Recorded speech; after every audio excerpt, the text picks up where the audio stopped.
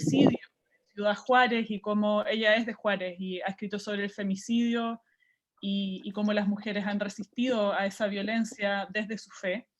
Dice que como una herida, el trabajo de construir teología comienza de una experiencia tan contundente que exige una respuesta. El dolor de nuestras heridas, las heridas que encontramos en la sociedad y en la iglesia, nos obligan a repensar la forma en que imaginamos la acción salvífica de Dios en la historia. Y nos apunta a lugares donde la liberación se necesita y en donde la lucha por esa liberación se necesita desesperadamente, es urgente. Muchas veces estos lugares están al margen de nuestra experiencia humana y social, y por lo mismo son precisamente esos humildes lugares donde nace la experiencia de liberación humana integral. Entonces, así como la buena nueva de la resurrección de Jesús surgió de la herida de su muerte violenta e injusta, la buena nueva de la liberación y salvación de las mujeres surge desde su propia experiencia de la cruz, es decir, de sus propias experiencias de violencia y de discriminación de género, que ellas encuentran inevitablemente tarde o temprano en sus vidas. Entonces, cuando esas heridas se reconocen en comunidad, esas heridas se pueden convertir también en lugares que abren nuevos caminos a la salvación y a la vida nueva. Yo creo que el despertar de las mujeres en la iglesia es un fenómeno mundial, que nació de las profundidades de dos heridas que yo siento que están conectadas y que configuran nuestro presente social y eclesial. Una, primero, y eso, bueno, en Chile nos ha afectado muy profundamente, pero es una realidad global, lamentablemente, la profunda herida del abuso sexual de poder y de conciencia por parte de miembros del clero de la Iglesia Católica, ¿no? Esta herida, bueno, por supuesto se ha transformado en un escándalo a nivel mundial, que ha hecho que la confianza en la iglesia institucional se haya disminuido mucho, que mucha gente, y especialmente muchas mujeres, hayan decidido abandonar la iglesia, y también eso, pues la puesta en cuestión de la autoridad moral del clero, también de alguna manera, sobre todo en Chile diría yo, como que la carta principal que la iglesia jugó en el debate público durante décadas era la voz moral de los obispos, de los sacerdotes, etc. Y eso está en el suelo hoy día. Entonces, esa voz tan dominante en el pasado hoy día ya no se escucha mucho, y también nosotros como grupos de laicas y laicos organizados encontramos muchas dificultades y problemas para encontrar nuestro lugar en la cultura eclesial y nacional. Entonces, esa es una herida que yo creo que es muy, muy importante que enfrentemos, ¿no? Como iglesia, especialmente pensando en esta asamblea eclesial. Y ahí pongo una foto de la Negra, una de nuestras amigas de Mujeres Iglesia, y que, bueno, ya ha estado metida en comunidades de base, en movimientos laicales, toda su vida, una mujer luchadora, y está ahí en la Catedral de Santiago con ese cartel, ¿cierto? No más obispos encubridores, como un ejemplo de cómo esta herida nos ha afectado también a nosotras y cómo nos hemos ido movilizando un poco en torno a eso también. Y en segundo lugar está la herida de la violencia sexual y la discriminación de género, que por supuesto que ocurre en contextos eclesiales, pero ocurre más allá de ellos, ¿no? Esta herida ha marcado la vida y la muerte de las mujeres por siglos, pero adquirió mayor relevancia pública a partir del año 2018, con movimientos como Me Too en Estados Unidos, que se denuncia que las mujeres están invitadas, ¿cierto?, a decir yo también, si es que alguna vez habíamos sufrido violencia sexual, Ni Una Menos en México, en Argentina, en Perú, para denunciar el femicidio, o el Mayo Feminista en Chile el año 2018. Entonces, este movimiento feminista más amplio ha puesto las injusticias que las mujeres experimentamos a diario en un primer plano en la discusión pública. Entonces, estas heridas ocultas quizás y silenciadas que muchas mujeres cargábamos, hoy día son un tema de debate público.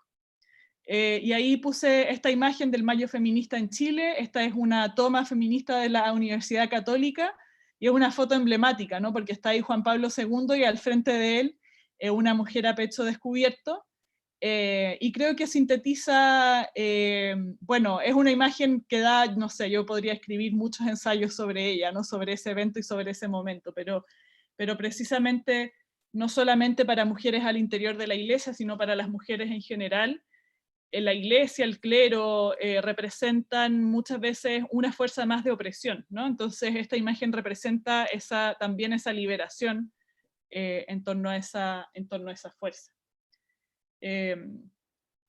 Entonces, yo creo que son, si bien la crisis de los abusos sexuales en la iglesia y el resurgimiento feminista son dos cosas que pueden parecer desconectadas, yo creo que tienen mucho en común. Son ejemplos de la emergencia pública de voces de víctimas que fueron silenciadas e ignoradas durante décadas. Sus voces valientes nos han hecho conscientes de que en espacios tanto dentro de la iglesia como en la sociedad más amplia, la dignidad humana está siendo pisoteada y abusada en el cuerpo de las mujeres.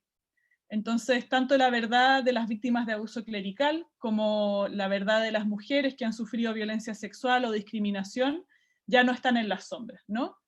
Ya no están en las sombras y por lo tanto se han transformado en un escándalo social y de ese escándalo ha dado lugar a protestas y las protestas se convierten en un espacio productivo donde han surgido nuevas formas de solidaridad entre mujeres y víctimas y donde han aflorado demandas urgentes de cambio institucional y cultural.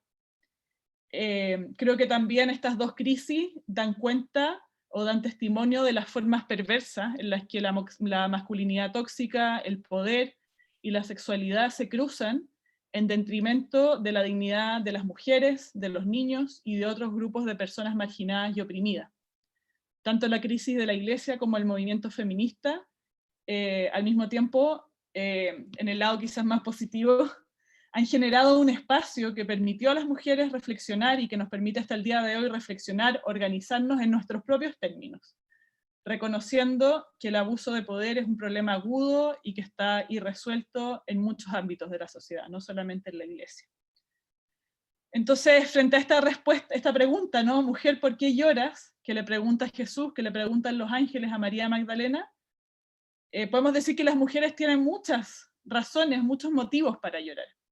Algunas de las razones esta fue una pregunta que nos hicimos en el primer encuentro que tuvimos a nivel nacional en Mujeres e Iglesia, por allá el año 2018 también, y algunas de las cosas que mencionaron las mujeres en ese tiempo decían la omnipresencia del autoritarismo y el machismo dentro de los consejos y comunidades pastorales, la imagen distorsionada de María, que se idealiza como una mujer sumisa y pasiva, invitándonos también a nosotros a ocupar un lugar secundario como mujeres dentro de la iglesia, el control masculino de los cuerpos femeninos, la problemática inhibición del placer y la sexualidad de la mujer, la desigualdad entre hombres y mujeres que aumenta también en las familias cuando nacen los hijos, el pecado del clericalismo, que repercute muchas veces en que no somos escuchadas, que somos reducidas a roles de servicio, que somos excluidas de los espacios en los que se toman decisiones vitales. Esos son algunos de los temas que han mencionado las mujeres. Y por último, creo que es importante decir que la crisis de los abusos sexuales en la iglesia nos ha afectado profundamente como mujeres, primero porque también muchas de nosotras nos encontramos dentro de las personas que hemos sido abusadas, ¿no? Si bien la mayoría de las acusaciones contra sacerdotes involucran niños y hombres jóvenes, el abuso clerical contra las mujeres también es generalizado. Carolina del Río, que es una teóloga y que también es parte de Mujeres e Iglesia, hizo una investigación en torno a este tema, que se publicó en un libro, ahora se me olvidó el nombre del libro, pero se los puedo recomendar después al final. Vergüenza. Sí, Vergüenza se llama, exactamente, Vergüenza, y es un libro que reúne distintos artículos sobre el tema de la crisis de los abusos, y el de ella es específicamente en torno a las mujeres, y dice que hay una fuerte reticencia entre las mujeres todavía en ser públicas sus experiencias, y por eso se sabe menos, ¿no? Hay una mezcla de miedo, de vergüenza, de falta de esperanza también en las instituciones de la iglesia, que han impedido que las mujeres hablen abiertamente sobre estos abusos que han experimentado en contextos eclesiales. Y además está la noción súper arraigada de que las mujeres son las culpables, ¿no?, de las insinuaciones sexuales de los hombres, y en particular de los sacerdotes. Y eso a menudo les impide hablar, ¿no?, esta idea de que la culpa es nuestra. Entonces, por lo mismo, bueno, es urgente, siento yo, verbalizar esto, nombrar, hablar de lo que hemos silenciado durante tantos años, y nombrar y atrevernos a hablar eso, de los abusos que hemos vivido, cualesquiera estos sean. Entonces, yo siento que esa es la doble herida, son las razones por las que hoy día las mujeres lloramos, ¿no? Quiero moverme ahora hacia el segundo momento, ¿cierto? Este lugar del sepulcro vacío. En la historia, ¿cierto?, cuando María Magdalena se acerca a la tumba, ve que la piedra que cerraba la entrada del sepulcro estaba removida. Y este es un símbolo que tanto en esta historia de María Magdalena como en las otras historias de los otros evangelios, que no nombran, que en todos los evangelios esta historia comienza con las mujeres yendo al sepulcro, ¿no? Son las mujeres las primeras que van ahí. Y se encuentran con este símbolo dual, ¿no? El cuerpo no está ahí. ¿Qué significa que el cuerpo no está ahí? ¿Cómo hacemos sentido de eso? Es un lugar de duelo, ¿no? Y a mí muchas veces esta idea del sepulcro vacío me recuerda a tantas personas que han desaparecido, ¿no? Tantos sepulcros vacíos o tantos sepulcros no encontrados que hay no solamente en nuestro pasado, los detenidos desaparecidos en Chile, en Argentina, sino también en nuestro presente. En México, hoy día, el fenómeno de la desaparición forzada de personas es una situación tremenda. La cantidad de cuerpos que desaparecen de migrantes, ¿no?, en el océano, en el Mediterráneo, en el desierto, en la frontera entre México y Estados Unidos. Entonces los cuerpos desaparecidos son una razón para seguir llorando, pero también en el caso del sepulcro vacío de Jesús, es decir, oye, ya no está muerto, ¿no? Se abre una esperanza, se abre algo una experiencia que no estaba disponible hasta ese momento, ¿no? Que es precisamente que Jesús, el que fue asesinado injustamente por el poder religioso y político de su tiempo, resucitó, que Dios le hizo justicia. Entonces, ese espacio liminal, ese espacio límite entre la vida y la muerte, yo siento que es un espacio en el que las mujeres que somos cristianas y que también somos feministas, que defendemos la dignidad de las mujeres, es un espacio que habitamos permanentemente, ¿no? Este espacio que se debate entre la denuncia de las fuerzas de muerte y la celebración de la fuerza de la vida que da forma a nuestra existencia. Es un espacio creativo, ¿no? En donde la tumba vacía es un lugar donde las mujeres lloraron, pero también es un lugar en donde se encontraron con la buena noticia de la justicia de Dios que dio nueva vida al Jesús crucificado. Como argumenta otra teóloga, Elizabeth Schussler-Fiorenza, ella dice que hay muchas similitudes entre las experiencias de las mujeres feministas y cómo ellas nombran su experiencia, y la experiencia de los primeros cristianos y cristianas para darle nombre a la experiencia de muerte y resurrección de Jesús. Las dos experiencias comienzan con el hecho histórico de opresiones injustas, la experiencia de lucha por un mundo diferente y un encuentro con la victimización y muerte de una persona que ha sido deshumanizada. Y ambas experiencias insisten en que la resurrección es una justificación simbólica pero real para Jesús. Y todos esos pequeños o nadies que luchan por la supervivencia, por la dignidad humana y por la liberación de la opresión. Entonces también los dos discursos, el de las mujeres y el de la resurrección, nos recuerdan que la resurrección no es un evento religioso privado, no es solamente algo que tenga que ver con la resurrección del alma después de la muerte, sino que también tiene consecuencias políticas y corporales, porque en el fondo en el cuerpo de Jesús se reivindica la lucha por un mundo libre de hambre, de abuso, de injusticia, y la resurrección de Jesús requiere también la transformación del mundo tal como lo conocemos para que no haya más crucificadas ni más crucificados. Este espacio liminal, límite, yo creo que también nos recuerda la centralidad que tenían las discípulas en el movimiento de Jesús y cómo ellas contribuyeron a dar forma a la tradición cristiana primitiva. El hecho de que las mujeres parecen ser como secundarias, incluso anónimas, en gran parte de los evangelios, pero que después al final se conviertan en los testigos centrales tanto de la muerte de Jesús como de su resurrección, que fueran las primeras en recibir el mensaje de la Pascua, indica claramente que las mujeres eran prominentes dentro del movimiento de Jesús y que contribuyeron a dar forma a la proclamación cristiana primitiva. Entonces, si las mujeres fueron prominentes en los orígenes, ¿por qué hoy día estamos siendo tan marginadas? Creo que también es un espacio liminal, porque precisamente rechazamos las caricaturas que oponen la fe cristiana y el feminismo como incompatibles. Y es un espacio que se sitúa en la intersección productiva entre ambos. En la Iglesia vivimos la paradoja de estar inevitablemente presentes y al mismo tiempo ser invisibles. Muchas veces, como les decía antes, las mujeres hemos sido idealizadas como sirvientes, como madres, pero al mismo tiempo marginadas, excluidas, silenciadas, especialmente de los espacios de poder, y de manera muy visible, creo yo, en nuestra liturgia, ¿no? En nuestra práctica litúrgica. Se invita a las mujeres a orar, a servir, a escuchar, pero no a liderar, a escuchar, pero no a predicar.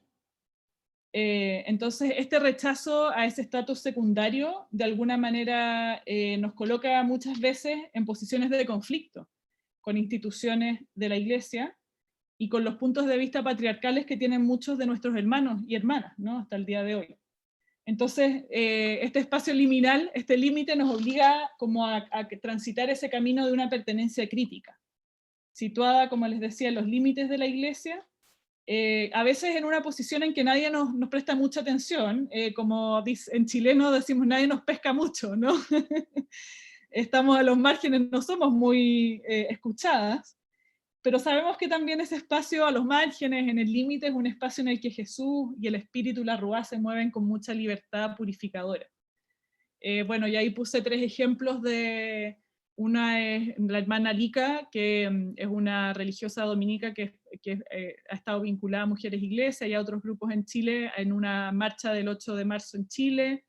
Este grupo María 2.0, que es un grupo alemán, y la Revuelta de las Mujeres, que es un grupo español, que son grupos que han surgido al mismo tiempo, quizás no coordinados entre nosotras. De hecho, estos contactos quizás recién los estamos estableciendo, pero que han surgido en distintas partes del mundo, estos espacios feministas y católicos al mismo tiempo. Después, como les decía también, es un espacio entre la celebración de la vida y la denuncia de sistemas de muerte. Yo puse aquí ejemplos de algunas cosas que hemos hecho en Mujeres Iglesias. El primero es una gran arpillera con bordados de Mujeres Iglesias Santiago, que fuimos haciendo el año pasado, bordando cada uno de los nombres de las mujeres que murieron víctimas de femicidio el año pasado. Y unimos todo eso en esta gran arpillera.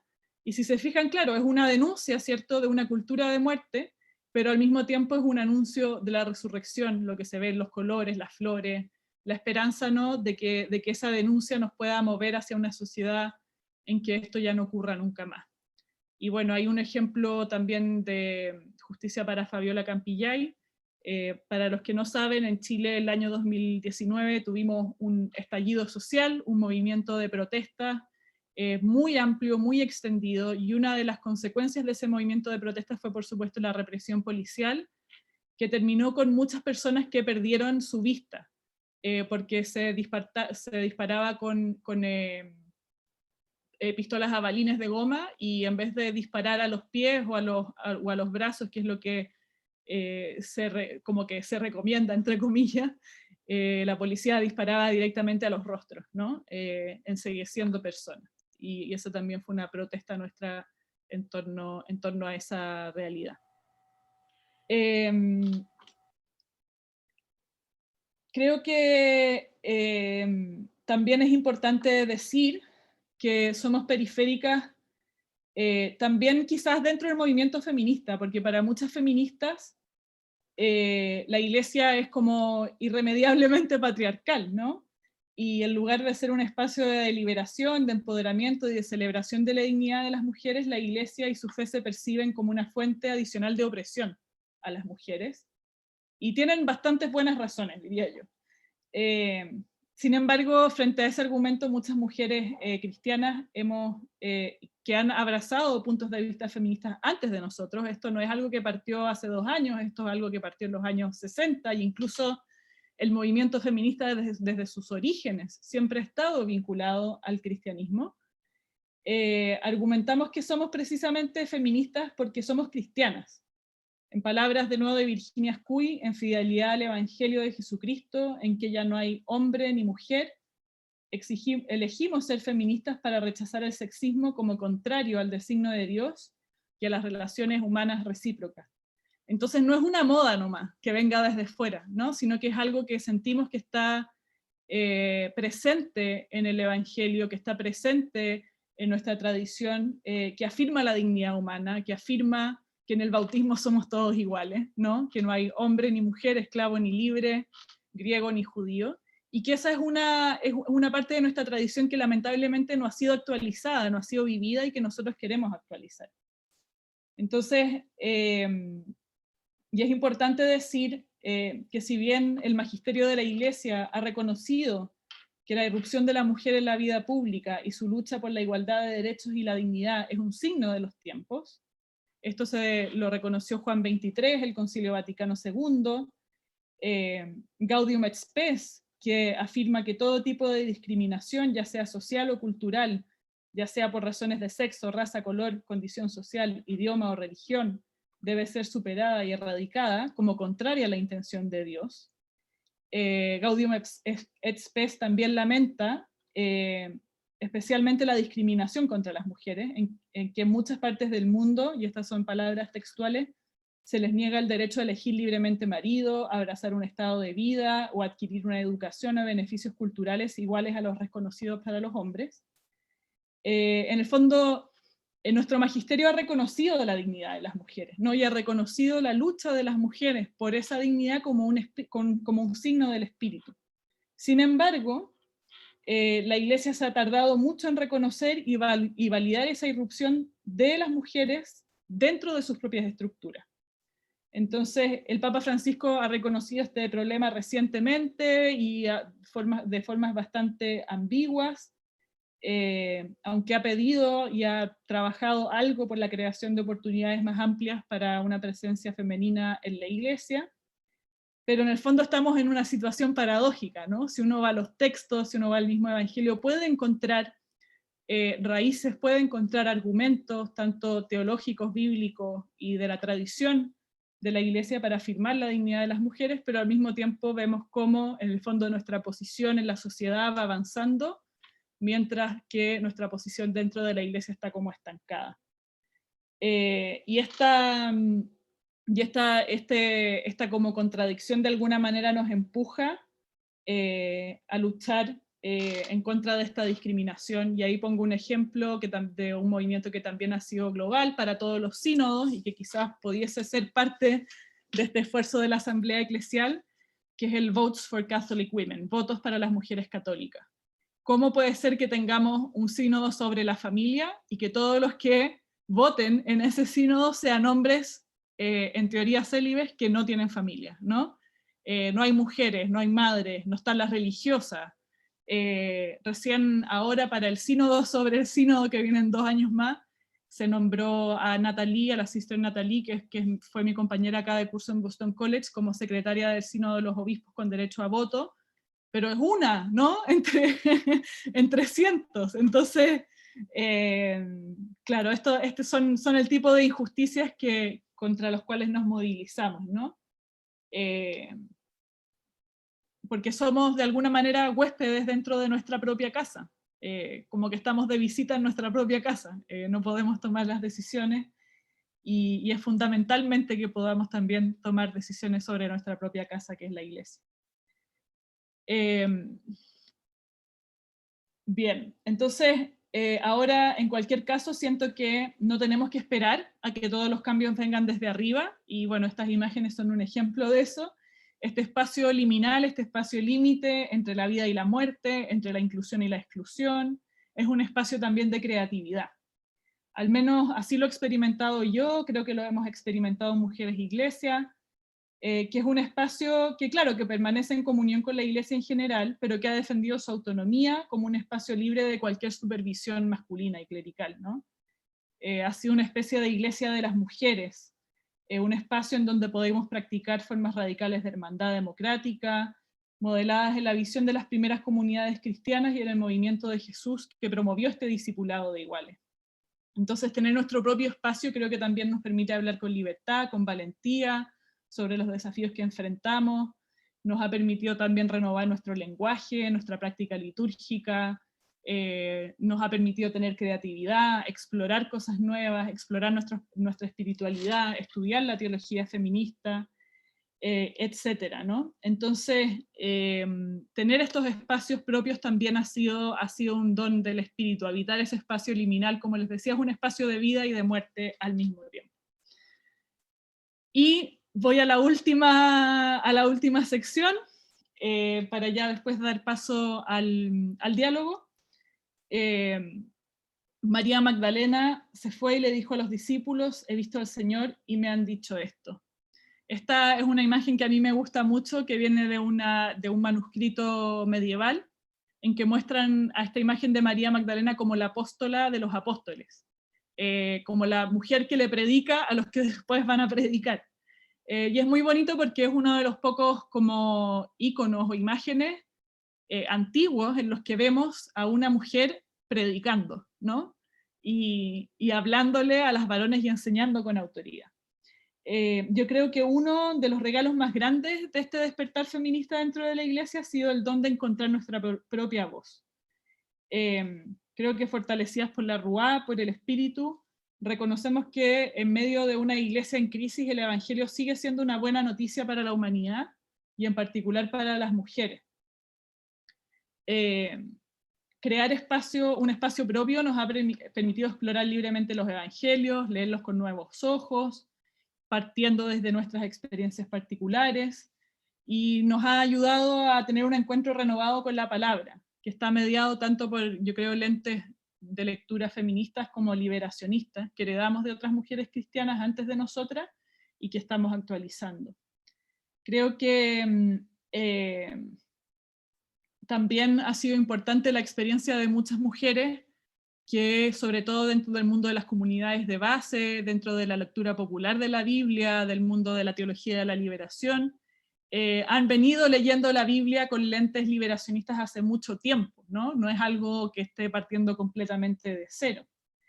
Pero también es verdad que el leer la Biblia desde las experiencias de las mujeres y el leer nuestra tradición desde nuestra experiencia de mujeres nos lleva a analizar críticamente algunas cosas que la teología de la liberación, por ejemplo, no analizó ni criticó, ¿no?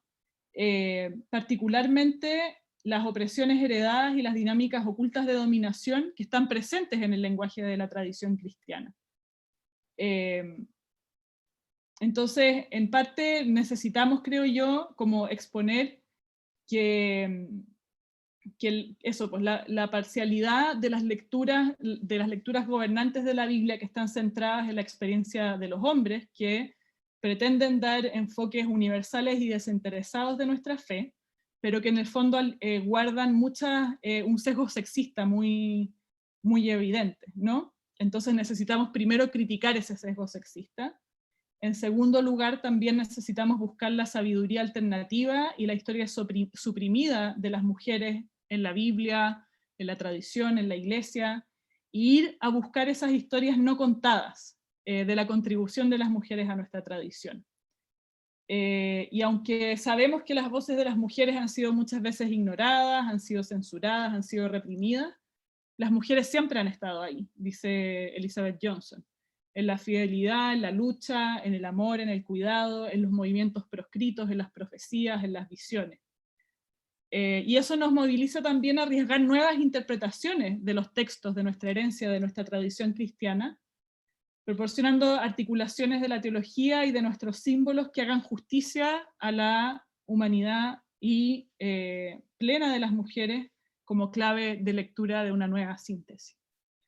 Entonces, creo que la intuición de fondo que está detrás de esta relectura de la tradición, desde los ojos de las mujeres, es precisamente que todo lo que niega, disminuye o distorsiona la dignidad de la mujer no es verdaderamente liberador ni redentor, y todo lo que promueve la humanidad plena de la mujer es auténticamente una gracia de Dios, un regalo de Dios.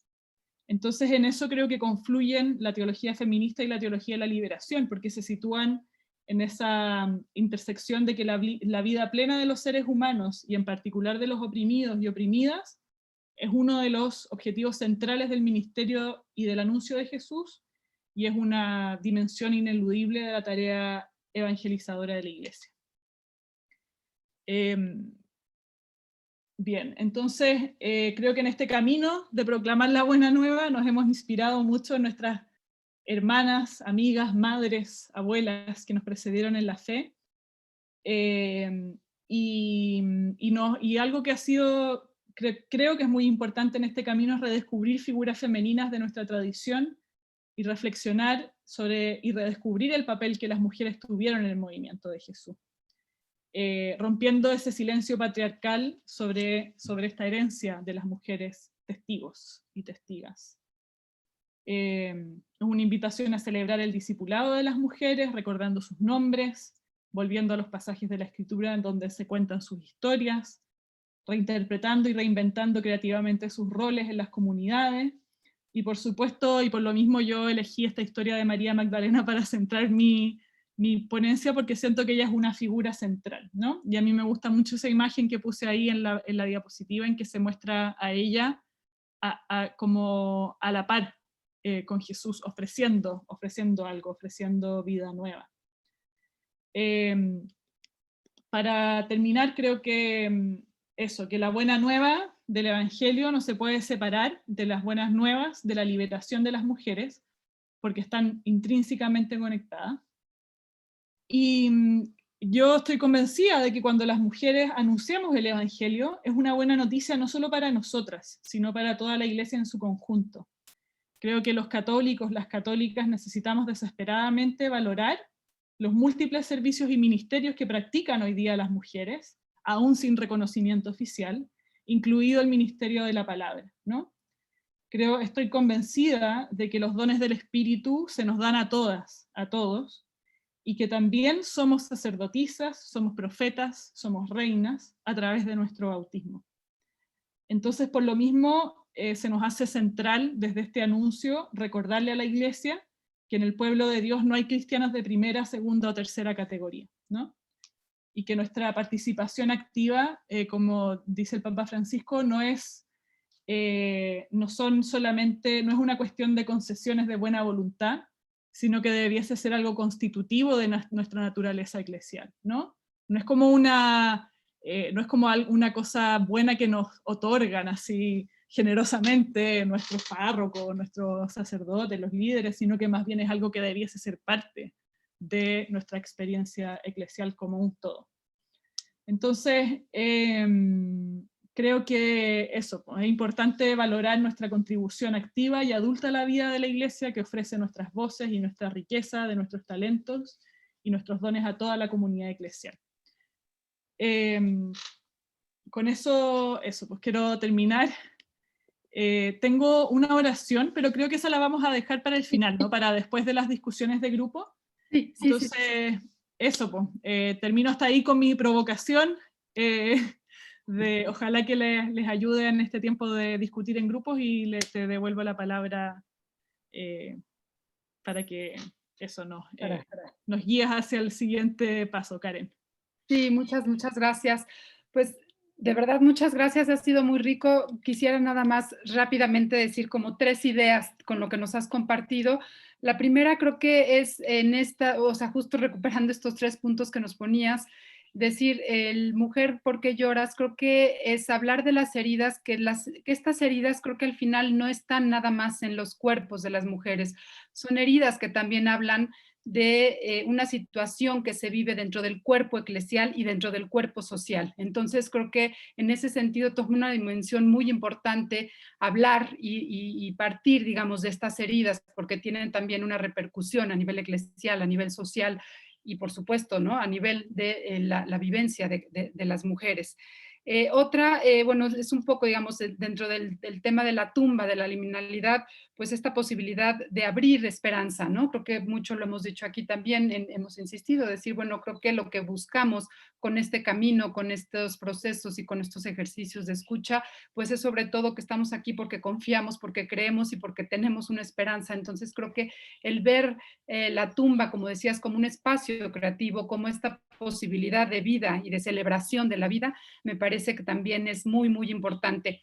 Y por último, pues creo que el decir, bueno, en esta parte del mensaje de la buena nueva, decir la presencia de las mujeres en la iglesia, la presencia de cada una y de cada uno en el ámbito que estemos, en la realidad que estemos, es una buena nueva para la iglesia y eso es justo lo que queremos y es esto lo que estamos haciendo, ¿no? Decir, somos buena nueva para la iglesia y por eso queremos compartir y por eso nos encontramos y por eso compartimos y dialogamos, ¿no? Entonces simplemente con esas tres ideas creo que quería yo ponerlas porque, bueno, pues van a ser punto de partida importante para ahorita para nuestro espacio de reflexión.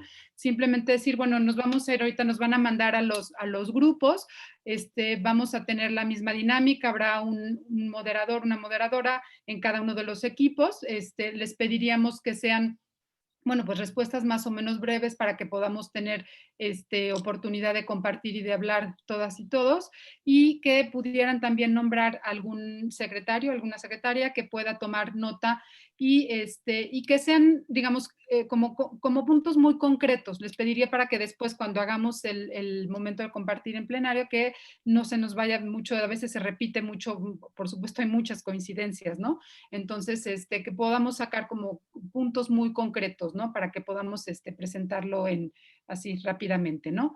Entonces, Mario, no sé si quieres.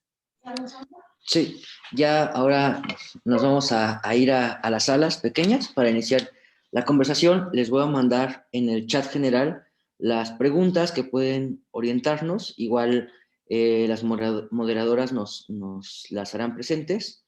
Ahí las estoy mandando. Y pues eso, recordar a las moderadoras que por favor graben cuando inicie la sala y que le pongan pausa o detener a su grabación cuando ya regresemos todos. Y eso, cuando regresemos, una o dos ideas principales que hayan ahí vibrado, ¿no?, en el diálogo. Entonces ya me parece que se están yendo a las salas. Pues un gusto. Gracias. Gracias. Muchas gracias, Sol. También, bueno, en lo que se van, comentarles que tenemos unos temas que nos dio Soledad. Hola, buenos días. Mirna. Buenos días. Buenas. Buenos días. Buenos días. Buenos Hola, días. ahora sí, ¿no? Buen día. Ahora sí, estaba muteada. Hola, buenos días. Esperemos Okay. un poquito que ingresen más personas. Habemos 8. 6, 8.